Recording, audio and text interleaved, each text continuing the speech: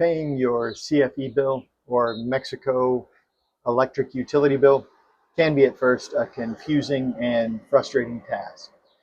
If you're new to Mexico, maybe you just signed a lease or bought a home and you're facing this monumental challenge for the first time, this video is for you. If you're looking for how to pay that bill when you're abroad, maybe traveling outside of Mexico, or if you're having trouble because your foreign credit card won't be accepted, we're going to address that in this video too. I know this seems like a very mundane topic, but surprisingly, it's a conversation that we have with almost every person we meet who moves to Mexico. Sometimes it's accompanied by horror stories of what went wrong when they lost their electric because of not paying their bill on time. So a friend of ours named John recommended that we put together a video PSA to help people with this task. So that's what this is. If watching a video about paying a utility bill isn't appealing, I don't blame you. Go ahead and skip ahead to our next one. I promise it'll be something much more exciting than this. So anyway, here it goes. Sorry everybody, our YouTube channel must have been hijacked because I would never have authorized a video about something so boring. Please send help. Hey everybody, Dan here. Lauren's over having her coffee this morning and I'm working on paying our CFE electric bill. I'll put an example of what that bill looks like in case you're wondering. Depending on where you live and how you receive your mail, which we found to be a very rare occurrence in Puerto Vallarta, you might get this mailed to you via the post, but it might also be something stuck in your doorway or handed to you by a landlord. But one thing is certain, the CFE bill does always cometh every 2 months. And then you have a very brief period of maybe a couple weeks from the last meter reading in order to get it paid. Notice here on this example, I'm going to put on screen, the due date is shown and the very next line, cutoff starts the next day. They don't mess around with overdue payments or grace periods. So if you're watching this because maybe you forgot about a due date and suddenly your power was cut off, well, you're probably saying, hurry up, Dan, get to the point. My phone battery is draining just watching this. So, okay, let's get on to how to pay this. The first and most common method, which is highlighted right here on the bottom of the bill, is paying in person. There are over 100,000 locations in Mexico that accept CFE payments. Nearly every grocery store, OXXO, and pharmacy in the country will let you pay your bill right there, which is great because everyone has access to one of these locations, and most of them accept cash or credit cards. Some even accept Apple or Google Pay. So if you've got the bill in hand, just carry it right up to the counter. They'll scan the barcode at the bottom and voila. We see people all the time paying their utility bills this way. You also can pay in person at the local CFE office. Ours has several of these ATM style machines right in the lobby. You go in, scan your bill, it'll show you the balance due, and you can pay with cash or card right at that machine. And here's a pro tip that we've learned. This is also where you can prepay your CFE bill and carry a balance in favor. So for instance, say you know you're going to be traveling around the time that your next bill is coming due, and maybe you're nervous that paying online doesn't always go well. We're going to talk about that in a minute. If you go to the CFE kiosk and deposit funds there, your next meter reading will deduct from that positive balance. We did this for a bill once when we knew we were going to be away from home and we were having a tough time getting our bill in a timely manner from our landlord, like with a day or two's notice before cutoff. So in that situation, what you can do is get ahead of that by putting a positive balance on your account, going directly to CFE and depositing funds there. Now, let's say, though, paying in person isn't your thing. You want some modern convenience. And like most of us, you're used to paying everything online right from your desk or from your phone. We're going to cover that next. What works, what may not work, depending on your circumstances. The first place we're going to go is CFE Online. They do accept payments, but with some caveats. If you're renting and not the owner of your property, you may also have some trouble with this method, depending on whether or not the owner has the account already registered to their email address. But to start, you can log on to CFE, create a profile, and then add the service address to your account.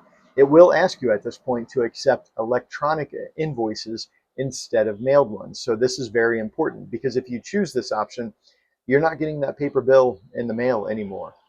But if you say move elsewhere, maybe there's a new tenant or a new owner at that place and they're not getting that bill, you're going to have to go in and release the service address from your profile. We had a hiccup with this at our last rental place because we weren't getting any bill because the prior tenant had registered the bill for that address to their email. And then they moved on. We had to get our landlord involved in order to come up with an old bill so that we could find out when the payment was due, to get that important 30-digit barcode just to get a payment in on time before it was cut off. So just letting you know that the CFE method, CFE online method, may have some challenges. But once you have access, you can view your bills online. You can go in and submit a payment right there. However, only a Mexican credit card will be accepted. Foreign cards are not accepted. So unless you have a Mexican bank account or credit card already, you're going to strike out right about this point.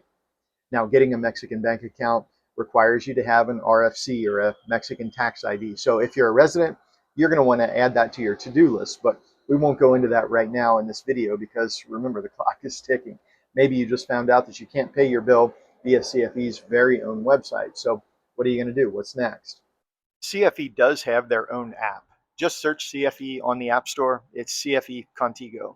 Create a login profile, and you can, just like online, add the service address to your profile. However, I won't go into the full app run through because they don't accept foreign credit card payments either. And even though I've got a Mexican card, which they accept, I've had issues getting payments to go through via the app. So I can't personally recommend it. But there's another app that does seem to work more and allows for greater payment options.